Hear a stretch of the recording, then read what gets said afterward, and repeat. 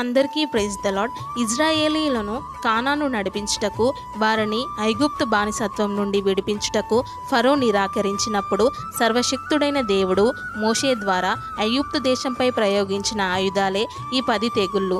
ఇవి చరిత్రలో మర్చిపోలేని అత్యంత ప్రాధాన్యత సంతరించుకున్న సంఘటనలు. ఇవి ఐగుప్తులో సంభవించిన కాలము క్రీస్తు పూర్వం 1446వ సంవత్సరం. ఆ 10 తెగుళ్లను ఇప్పుడు మనం చూద్దాం. 1. నీరు రక్తంగా మారడం. 2. కప్పలు వచ్చి ఐగుప్తు దేశాన్ని పాడు చేయడం. 3. పేర్లు వచ్చి ఐగుప్తీయులను బాధించడం. 4. ఈగలు వచ్చి ఐగుప్తు దేశాన్ని సర్వనాశనం చేయడం.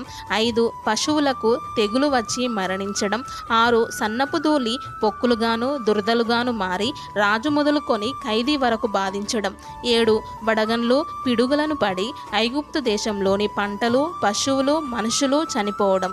8. మిడతలు వచ్చి ఐగుప్తు దేశపు పంటలన్నిటినీ తినివేయడం. 9. 3 దినములు గాఢాంధకారపు చీకటి కమ్మడం. 10. ఐగుప్తు దేశపు ప్రథమ సంతానం చనిపోవడం.